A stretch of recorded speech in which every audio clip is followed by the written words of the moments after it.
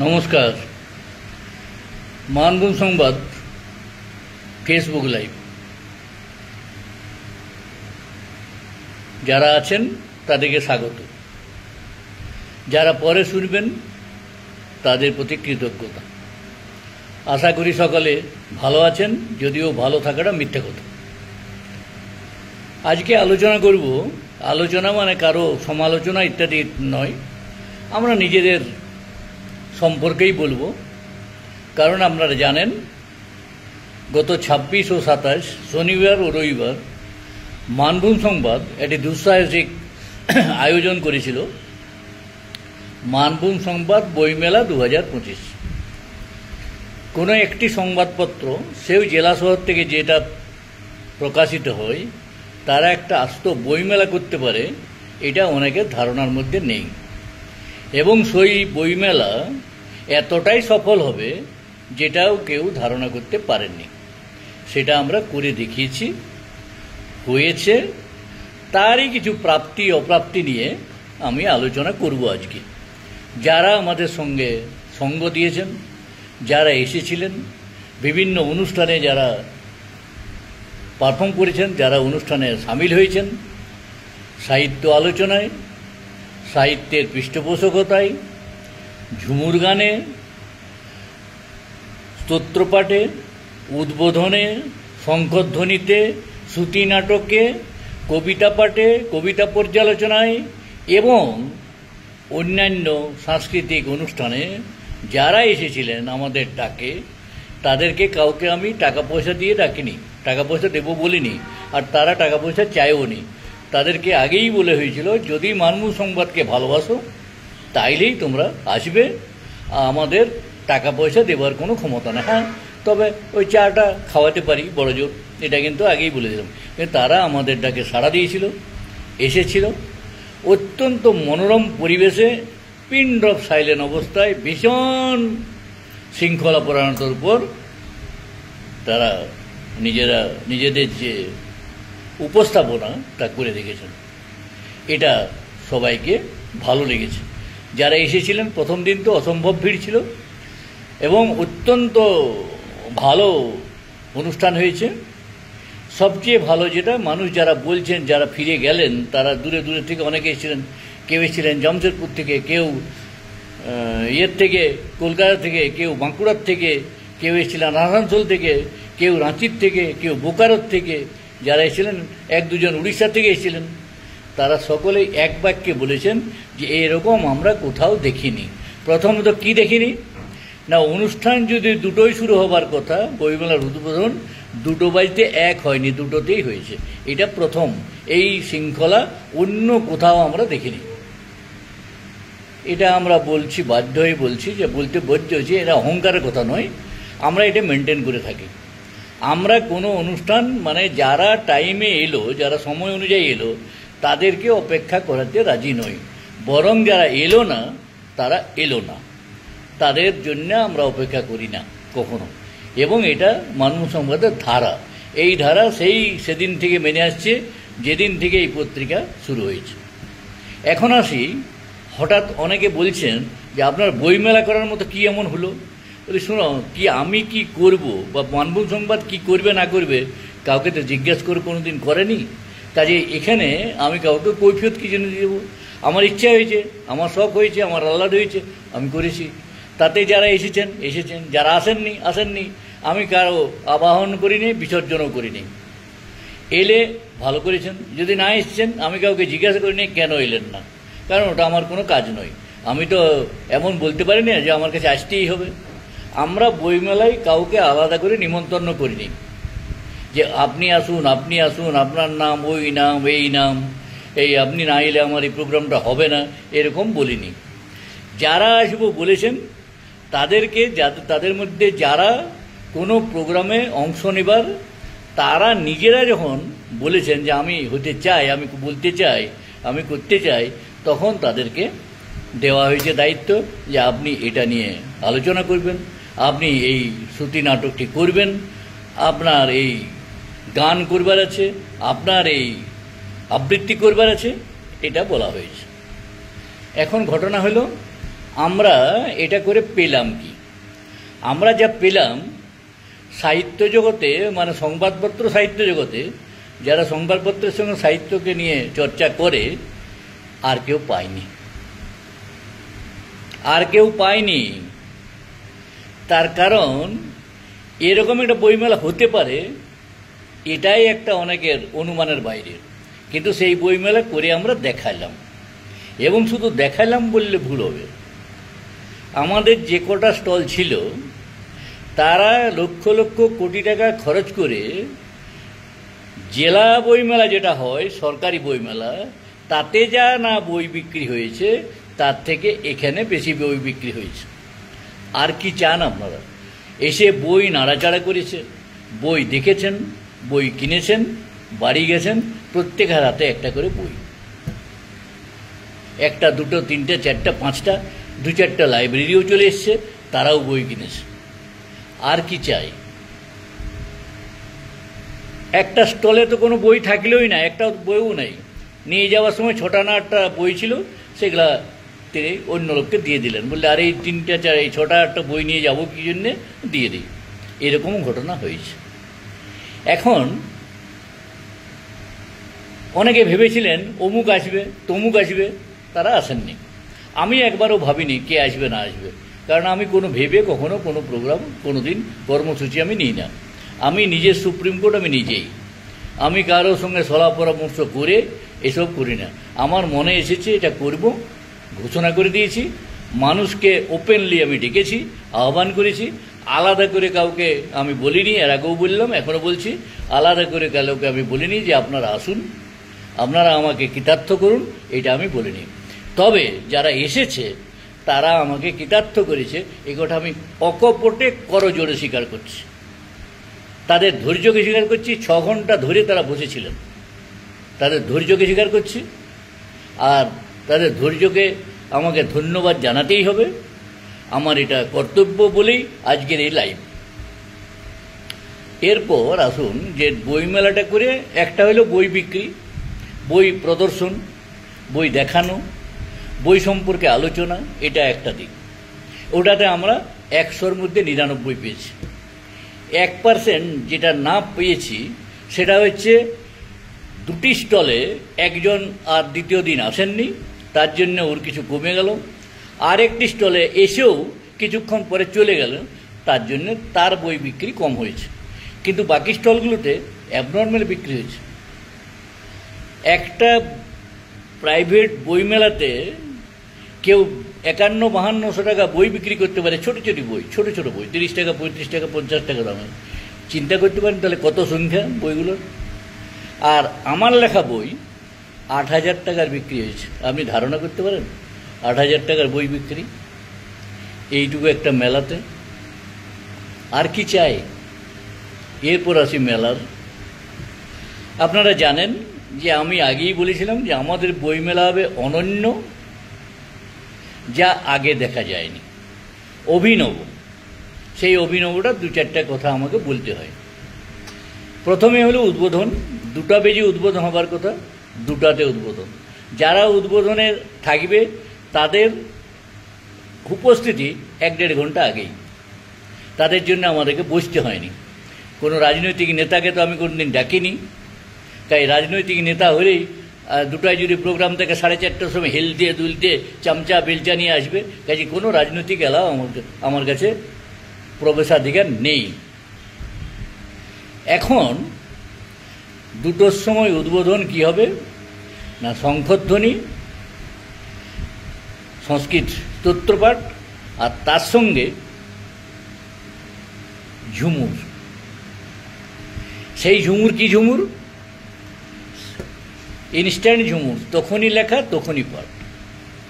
আর শক্তি চট্টোপাধ্যায়ের সংস্কৃত মন্ত্রোচ্চারণ, সেটা একবারে গম গম করে গোটা হল ঘরকে কাঁপিয়ে দেওয়া। তেমনি শঙ্খধ্বনি, দিব্যেন্দু নিজেই সব শঙ্খধ্বনি শঙ্খ বাজিয়েছে। আর আমি বেচারা দাঁড়িয়ে থেকেছি, খালি হাততালি দেওয়া ছিল আমার কাজ, আর কিছু ছিল না।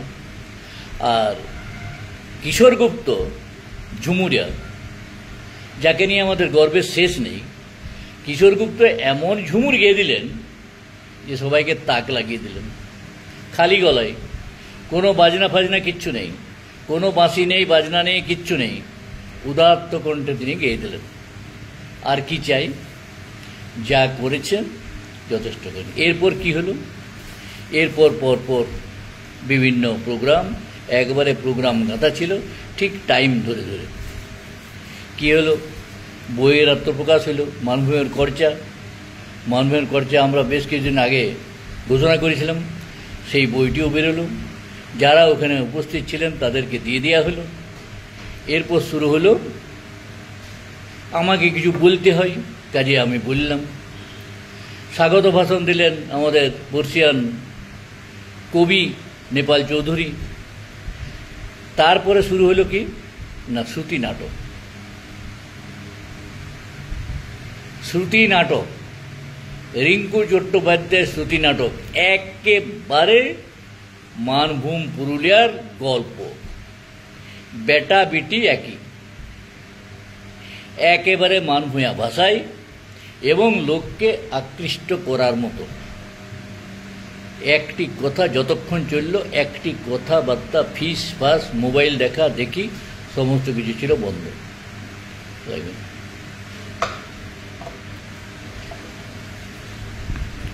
কোনো ফিসফাস নাই, কোনো মোবাইলে গল্প নাই, কোনো টুংটাং নাই, পিন ড্রপ সাইলেন্স। রিঙ্কু আমার মেয়ের মতো, অত্যন্ত ভালো বিষয় নিয়ে শ্রুতি নাটকটা পরিচালনা করেছে, খুব ভালো।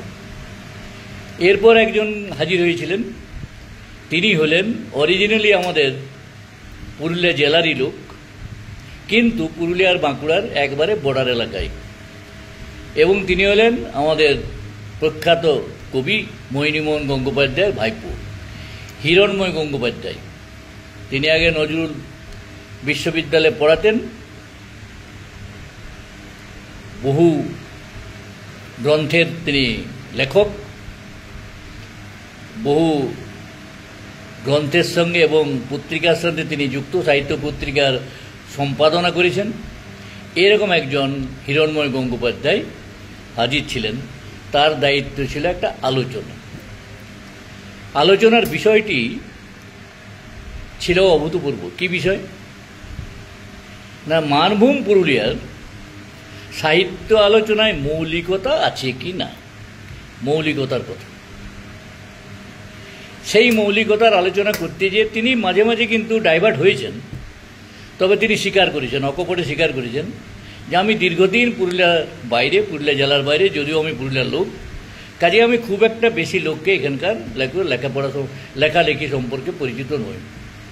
এখন যদি কেউ বলেন যে আমি পণ্ডিত নেই অথচ পণ্ডিত, তার থেকে তার ব্ল্যাটেন্ট স্বীকারোক্তি যে আমার খুব একটা ধারণা এদের নেই। কয়েকজনকে আমি চিনি, তাদের কথা তিনি বললেন, তাদের মধ্যে কোনটার কি সেটাও তিনি বললেন, কি লেখালেখি তাও তিনি বললেন, মাত্র কয়েকজনের সম্পর্কে তিনি বলেছেন। কিন্তু তারপরে বাংলা সাহিত্য নিয়ে যে কথাগুলো তিনি বলেছেন অত্যন্ত মূল্যবান, এবং মানুষ তার কথা মন দিয়ে ওখানে শুনেছেন।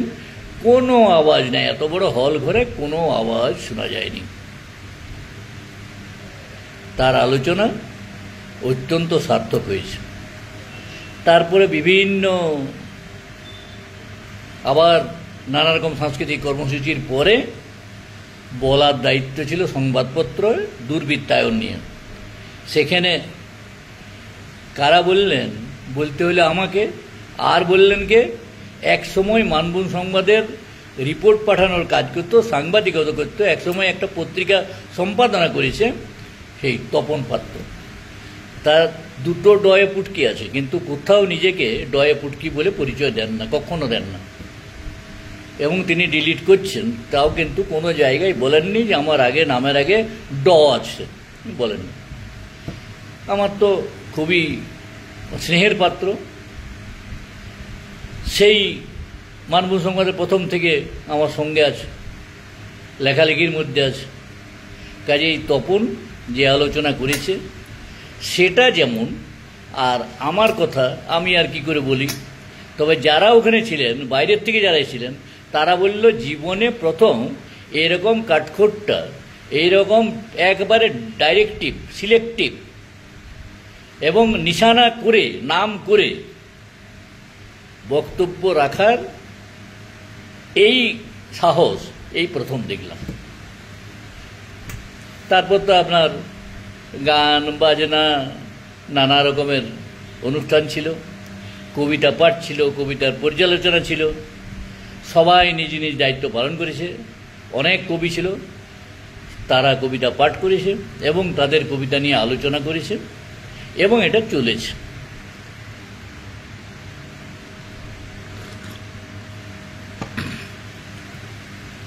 প্রথম দিন ভালো ভিড় ছিল, অনেকে এসেছেন, কিন্তু বলে রাখি যে ওখানে কোনো ফুচকার দোকান ছিল না, ওখানে কোনো ঘুগনির দোকান ছিল না, ওখানে কোনো আলু কাবলির দোকান ছিল না, কাজেই চায়ের দোকান, পকোড়ির দোকান, চপের দোকান, পিঠার দোকান কোনো কিছু ছিল না। কাজেই হল থেকে বেরোনোর কোনো উপায় নাই। একমাত্র হলের পেছন দিকে যে যদি কারো ফোন এসেছিল, খুব জরুরি ফোন, তাহলে পেছন দিকেও দূরে যেয়ে ফোন কেউ দু একজন ধরেছে, সেটাও কেউ ধরেননি।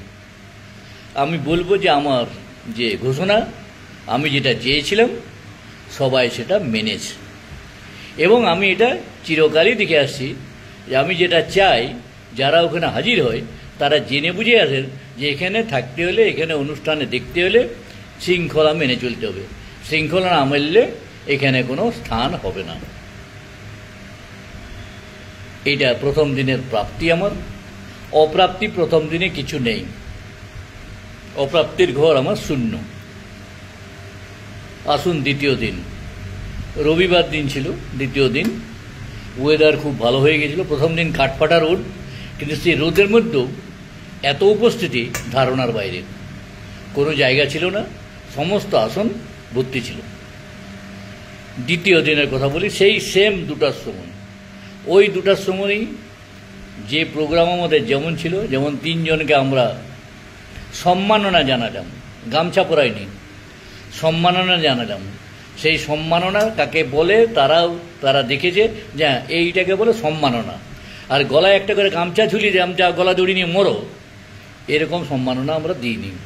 আর সম্মাননা দিয়েছি কাজের বেসিসে, মুখ দেখে নয়। কাকে দিয়েছি না, দিব্যেন্দু শেখর বন্দ্যোপাধ্যায়কে সম্মাননা দিয়েছি। কিসের জন্য দিয়েছি? সঞ্চালনার জন্যে। ভুলে যাওয়া চলবে না, দিব্যেন্দু সেটা স্বীকার করে, যে সঞ্চালনার যে পরিবর্তন, যে রূপের পরিবর্তন, রঙের পরিবর্তন, শব্দের পরিবর্তন, উপস্থাপনা পরিবর্তন, এটা মানভূম সংবাদে এসেই আমার হয়েছে। এটা দিব্যেন্দু স্বীকার করেছে, সেদিনেও স্বীকার করেছে। হ্যাঁ, তবে একটা বলে রাখি, জোরা যে শ্রুতি নাটকটা করলো দিব্যেন্দু এবং শ্রাবন্তী মিলে, এটা কিন্তু অনেকের ভালো লাগেনি। আমি খারাপটা বলবো না, ভালোটা বলবো, তা হয় না। ওটা কিন্তু অনেকে পছন্দ করেনি। ওই ভালোবাসা, প্রেম ভালোবাসা লোক শুনতে চায়নি, কাজে ওটাকে খুব একটা পছন্দ হয়নি। এটা দিব্যেন্দু বা শ্রাবন্তীর মনে করার কোনো কারণ নেই, কারণ যারা প্রশংসা শুনবে তাদের সমালোচনা শুনে অভ্যস্ত হওয়া দরকার। এরপর কি ছিল? ছিল তপন পাত্র। তপন পাত্র কী জন্য দেওয়া হয়েছে না, তপন পাত্র ধারাবাহিকতা, সাহিত্য এবং সংবাদপত্রের সঙ্গে যে ধারাবাহিকতা, সেই মানভূম কবের থেকে শুরু হয়েছে, তবে থেকে তার যে লেখালেখি এবং অজস্র তার বই, গুণে শেষ করা যাবে না। 70, 80 না 90 না 100 না কত হবে, যেমন 30টা বই হচ্ছে এখন, আমার প্রেসে হচ্ছে। এবছর 30টা বই বেরোবে একই লোকের। কোনোটা ছোটো, কোনোটা বড়ো, কোনোটা 400 পাতার, কোনোটা 300 পাতার, কোনোটা 250 পাতার, আবার কোনোটা 32 পাতারও আছে। এরকম অজস্র বই বেরোচ্ছে। তার লেখার কোয়ালিটি, তার শব্দচয়নের ক্ষমতা, তার লেখার মধ্যে ভাব, তার কবিতার মধ্যে ভাব। আমি কবিতা খুব একটা বুঝি না, কাজে কবিতা সম্পর্কে আমি বলবো না, কিন্তু তার যা লোকে যা পড়ে যা বলছে, এইটাকে স্বীকৃতি দেওয়ার জন্যে তাকে সম্মাননা, এবং তার জন্যে তাকে 27 বছর অপেক্ষা করতে হলো। এমনি দিয়ে দেয়নি, আসছে আর যাচ্ছে বলে তাকে গামছা পরিয়ে দিলাম, পরায়নি। আর একজনকে তাকেও দিলাম ধারাবাহিকতার জন্য, আভা চট্টরাজ, কবি। এরকম খুব কম লোক আছে ইনস্ট্যান্টলি কবিতা লিখতে পারে। একবারে রেডিমেড কবিতা লিখতে পারে, এবং কোনো জল কবিতা নয়। তার কবিতায় আছে মানুষের কথা, মানুষের জন্যে কথা, মানুষকে নিয়ে কথা, মানুষের অভাব অভিযোগ তা নিয়ে কথা। তাকেও কবিরত্ন পুরস্কার দেওয়া হয়েছে, একজনকে সাহিত্যরত্ন, একে কবিরত্ন। তো এই যে সম্মাননা দেওয়া, এই সম্মাননা দেওয়াটাও অনন্য হয়েছে। অনেকেই বলছে এরকম সম্মাননা তো দেওয়া হয় না, সব তো গামছা পরিয়ে দেয় আর একটা করে মেমোন্টো দিয়ে দেয়, আর কোথাও কোথাও মানপত্র ইয়া বড় লেখা, আর সেই মানপত্র একজন পড়ে চলেছেন। ওটা পড়ে কাকে বোঝানো হয়? পড়ার কি দরকার? যাকে দিলাম তিনি তো দেখবেন, আর অন্য লোকের দেখার কি দরকার? কিন্তু এসব হয়, এখানে কিছু হয় না। এখানে কোনো ফর্ম্যালিটি বলে কোনো জিনিস নেই। এক তো এখানে মঞ্চ নেই, সভাপতি নেই, চন্দনের ফোঁটা নেই, আর গলায় গামছা ঝুলিয়ে দেওয়া নেই, ফুলও নেই, কিছুই নেই, পত্র পুষ্প কিছুই নেই, প্রদীপ জ্বালাও নেই, শুধু শঙ্করধ্বনি হলো। তাহলে এই রকম অনুষ্ঠান কজন কোথায় দেখেছেন সেটাই তারা বলছেন যে আমরা এরকম অনুষ্ঠান দেখিনি, এইখানেই দেখলাম। সবচেয়ে বেশি সমালোচনা যারা করে তারাও দেখে আশ্চর্য হয়েছে যে এরকম অনুষ্ঠান হয়, বলে হ্যাঁ হয়, হয়েছে, হলো। এরপর সেদিন কি ছিল? পরের দিন ছিল ঝুমুর নিয়ে আলোচনা, এ শতকের ঝুমুর। সেই ঝুমুরের আলোচনা করার ছিল।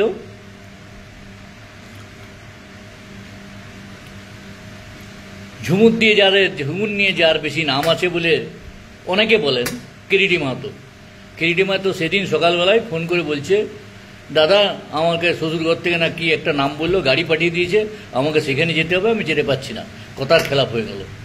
আমি অবশ্য জানতাম যে শেষ পর্যন্ত কিরিটি আসবে না, এবং তাই হলো। তা বলে তো আমার ওই আলোচনাটা পিছিয়ে যাবে না, আলোচনা তো আর বন্ধ হবে না। আমার কাছে রেডিমেড অনেক কিছু থাকে, একজনের 7 জন অল্টারনেটিভ থাকে সবসময়, এবং আমার কথা কেউ কাটে না। পাওয়া গেল কাকে? দুজনকে টার্গেট করলাম, একজনকে ডাক্তার বলেছে কথা বলা যাবে না, ও আরও ভালো বলতে, হয়তো ভালো বলতে কি মন্দ বলতে আমি জানি না, তো তার কথা বলা যাবে না, ডাক্তার বারণ করেছে, মুখ বন্ধ রাখতে হবে। তাকে পাওয়া গেল না। পেলাম গায়ে অজিত মাহাতোকে। অজিত মাহাতো একসময় ঝাড়খণ্ড মুক্তি মোর্চা করত, রাজনীতি থেকে এখন রাজনীতি ছেড়ে দিয়েছে, এখন আদিবাসী কুর্মী সমাজের সে মূল মান্তা, মানে প্রধান। সেই অজিত মাহাতোকে আসতে বলেছিলাম, অজিত মাহাতো ওখানে আসছিল।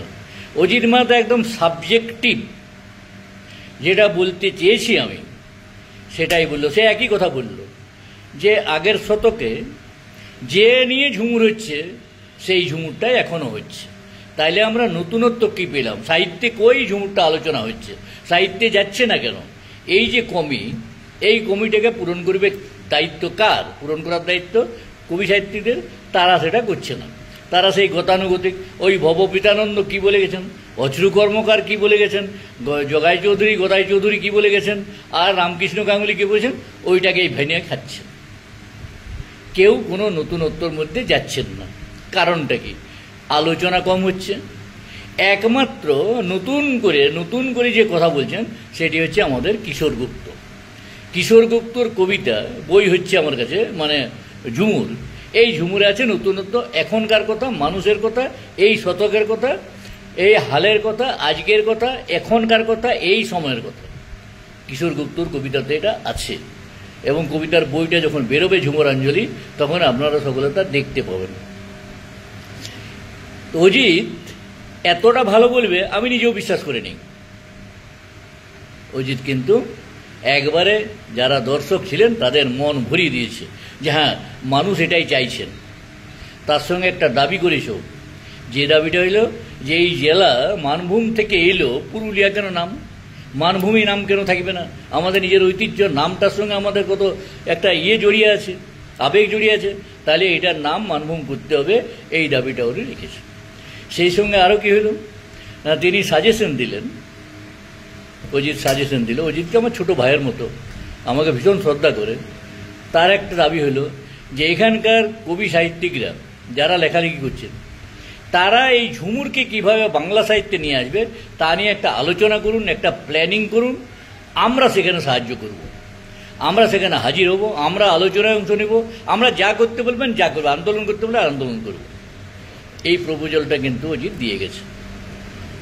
আমাকে বিশেষ করে বলেছেন যে আপনি যদি উদ্যোগ নেন তাহলেই আমার মনে হয় এটা সম্ভব হবে, তা নাহলে হবে না। আমি বলি ঠিক আছে, আমি চিন্তা ভাবনা করি কিভাবে করা যায়।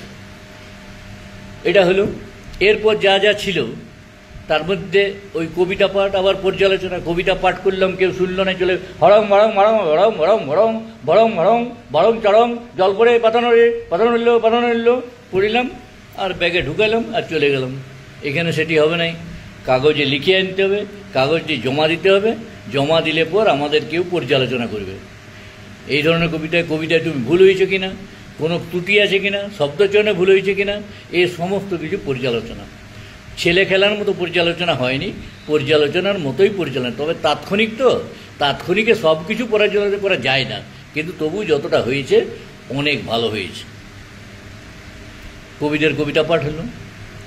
শেষের দিকে কয়েকজন কবি নাচ দেখাতে চলে এলেন, মানে চেহারা দেখাতে চলে এলেন। কেউ নেই, সব চলে গেছে। তারপর 3-4 জন, মানে অলওয়েজ লেট রানার, এরা কোনোদিন আজ পর্যন্ত টাইমে কোথাও যায়নি, যাওয়ার অভ্যাসটা করেনি আর কি। এরা ভাবে সব কিছু ছেলে খেলা, ওই গেলেই হলো, চলো একটা কিছু বেড়াতে গেলাম, চলে এলাম সঙ্গে সঙ্গে, এসে খালি ফটো তুলতে গেল, কেউ এরকম শুয়ে কেউ এরকম শুয়ে।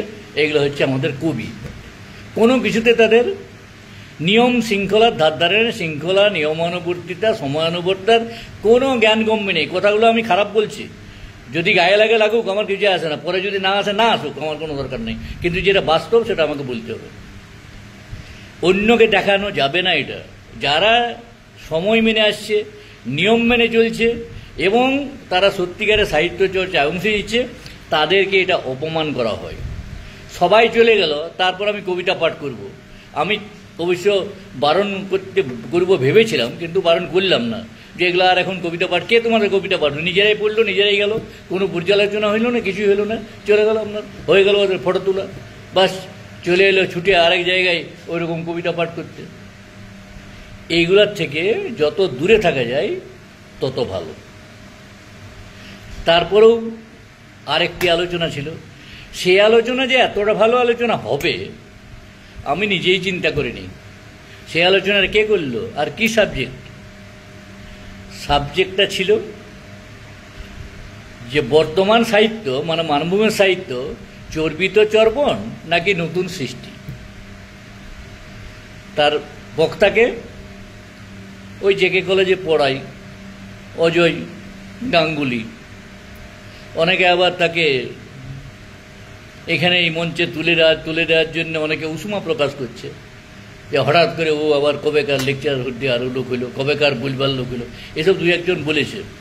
তা আমি জহুরি এই ব্যাপারে। আমি কিন্তু কোনটা হীরা, কোনটা নকল হীরা, কোনটা ক্যাটসাই, কোনটা মুক্তা, কোনটা মণি, কোনটা মাণিক্য চিনতে পারি। 5 মিনিট একটা লোকের সঙ্গে কথা বললে আমি বলতে পারবো এই লোকটার কি যোগ্যতা আছে, এই লোকটা কি পারে আর কি পারে না। সেইটা ওর মধ্যে যে যোগ্যতা আছে এইটা ও আলোচনায় প্রমাণ করে দিল, প্রমাণ করে দিয়েছে যে হ্যাঁ আমি আলোচনা করতে পারি এবং সঠিক আলোচনা করতে পারি। একেবারে চুলচেরা বিশ্লেষণ করে আলোচনা করেছে। তবে আমি যেটা চেয়েছি, চর্বিত চর্বণের জায়গায় অজয় যে আলোচনা করেছে সেটা হচ্ছে চর্চিত চর্বণ। ও কিন্তু চর্চিত চর্বণ বলেছে। চর্চিত মানে আরও বেশি ডেফিনিট করে দিয়েছে, যে একেবারে নিশানা, যেগুলো আগে চর্চা করা হয়েছে সেইগুলোকেই ভাঁড়ি খাবো। মানে কোন সময় আমি কি লিখেছি বা কে কি বলেছে ওইটাকে এনে এখানে ভারী খাবো। ওই হার্পিং অন দি সেম স্ট্রিং, একই ক্যাসেট, ভাঙা ক্যাসেট আমি বাজার থেকবো। এটাই এখনকার সাহিত্য হচ্ছে। নতুন সৃজন হচ্ছে, কিন্তু এগুলা সৃষ্টি হবে কিনা এ সম্পর্কে বলা যাচ্ছে না। প্রায় 40 মিনিট ধরে বলেছে এবং বলার পর প্রশ্নের উত্তর দিতে হয়েছে তাকে, আবার আলোচনাও করতে হয়েছে। এ থেকে বোঝা যায় আর শূন্যবালা যারা শুনবার জন্য ছিল তারাও কিন্তু তাকিয়েছিল, মুখিয়েছিল কথাগুলো শোনার জন্য। একটা ফিসফাস আওয়াজ পর্যন্ত হয়নি। আর কি চাই?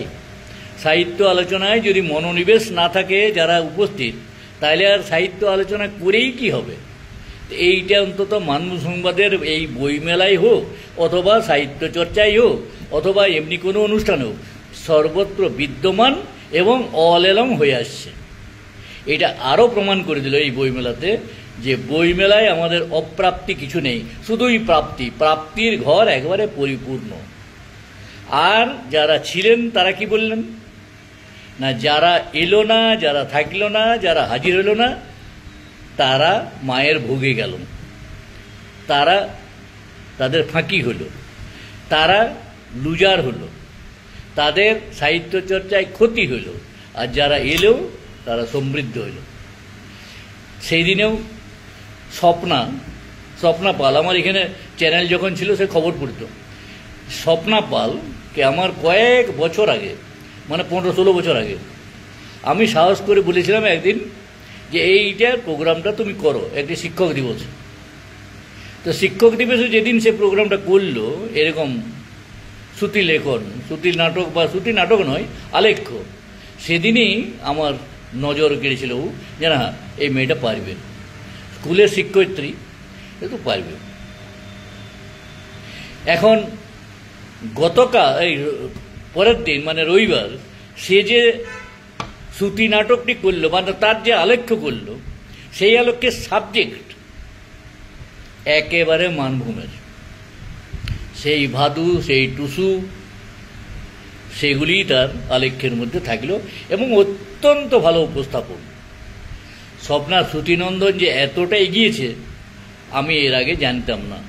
আমি একবারে 100% খুশি, 100% সন্তুষ্ট যে স্বপ্না শ্রুতিনন্দন আরও এগিয়ে যাবে এই সেক্টরে, মানে এই যে এপিসোড, মানে এই শ্রুতি নাটকে বা তার যে উপস্থাপনা, এটা আরও উন্নত হবে, আরও সমৃদ্ধ হবে আগামী দিনে, এ নিয়ে আমি একবারে নিশ্চিত।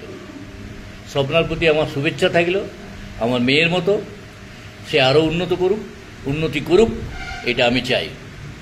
আর তার সঙ্গে সৌমেন, স্বপ্নার স্বামী, সেও তাকে সমানভাবে সহযোগিতা করে গেছে। এই জন্যেই আজকে এখান পর্যন্ত উঠতে পেরেছে। খুব ভালো, উন্নতি করো, আমি খুশি।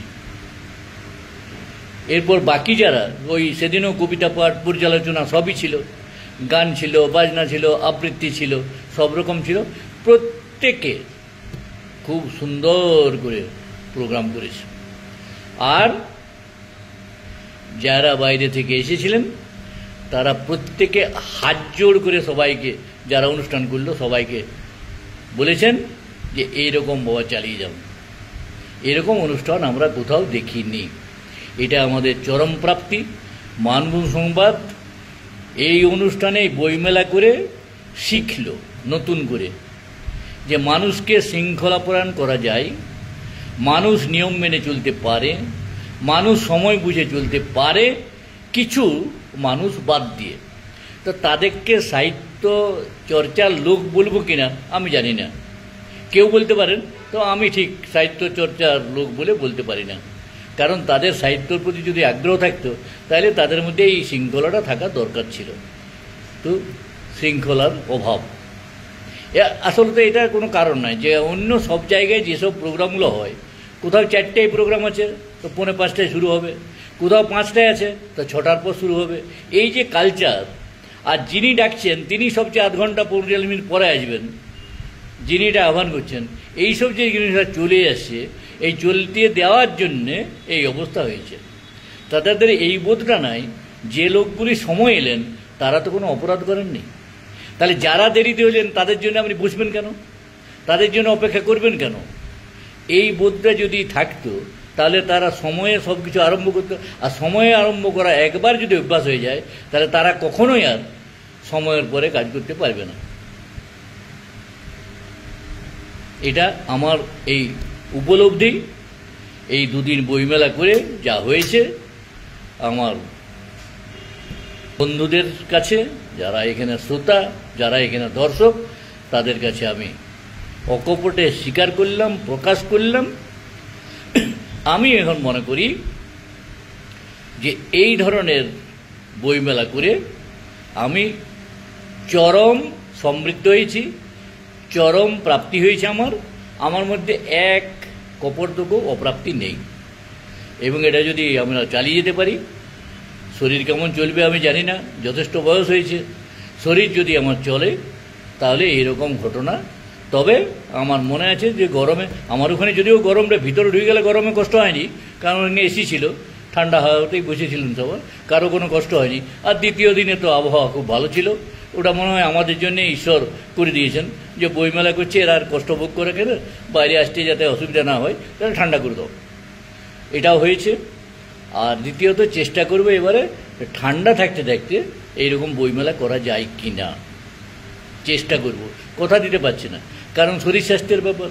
শরীর যদি ঠিক না থাকে তাহলে বয়স্ক লোকের কথার তো কোনো ভরসা নেই, কখন কি হবে, কখন শরীর খারাপ হবে, কোনো ঠিক নেই। এটা আমরা আশা করি করতে পারব যদি সব ঠিকঠাক চলে। আগামী বছর থেকে আমরা একটু ওই ঠান্ডার সময় এটা করার চেষ্টা করব। এইটুকু বলে যারা আমার সঙ্গে এখন ছিলেন আর ওই বইমেলাতে যারা উপস্থিত ছিলেন তাদের সকলকে আমার শুভেচ্ছা, আমার কৃতজ্ঞতা, ধন্যবাদ জানিয়ে আজকের বক্তব্য এখানে শেষ করছি। ভালো থাকুন, সুস্থ থাকুন, নমস্কার।